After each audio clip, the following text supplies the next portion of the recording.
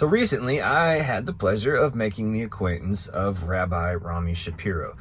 If you're not familiar with Rabbi Rami, look him up. He's a accomplished author, 30 some odd books, spoken all over the world, started a interfaith organization called One River. I mean, the man's done everything and been everywhere in regards to spirituality, right?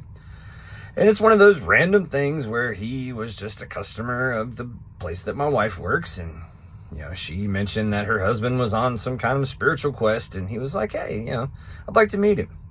So he calls me and we set up a meeting. And to be honest with you, I was pretty nervous. And the day comes and, I go to the place and I expect the rabbi to float in on a cloud with laser beams coming out of his eyes while he imparts centuries of Jewish wisdom upon me telepathically, right? This is what I was expecting to happen. Well, while I was waiting for that, we had a nice brunch. We talked about his time in the Air Force. We talked about, some of my background. We talked about a lot of different stuff. But none of it was really inherently spiritual. He gave me a book that he had written called Perennial Wisdom for the Spiritually Independent.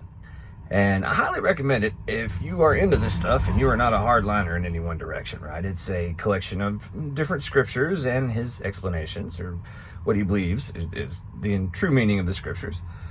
Awesome read. But I took it upon myself to read his book called How to Be a Holy Rascal. And in said book, Rabbi Rami talks about the book of Matthew, and specifically the story of turning the other cheek, right? Which is something that I've heard my whole life, like the rest of us have, or most of us that grew up in any kind of Christian tradition or around Christianity. And I always assumed that you take it at face value, and it means to turn the other cheek. You know what I'm saying? But Rabbi Rami put a little cultural context in there, right? In the book, he talks about in Roman culture, the left hand was considered inferior, and typically that or the back of the right hand was used to strike the Jews, who were second class, right? They were less than at the time. And using the right hand to strike someone was reserved for an equal, right? So you wouldn't have struck a Jew with your right hand. So with that cultural context in mind, that really changes the picture of not only that passage, but Jesus.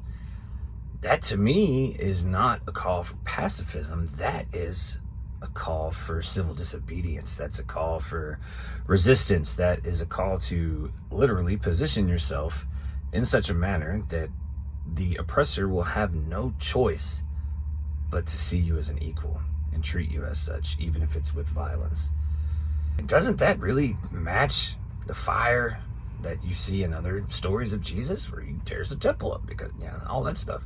Never really thought about it, but the thought of him just telling everybody to lay down and just let him beat you seems a little suspect.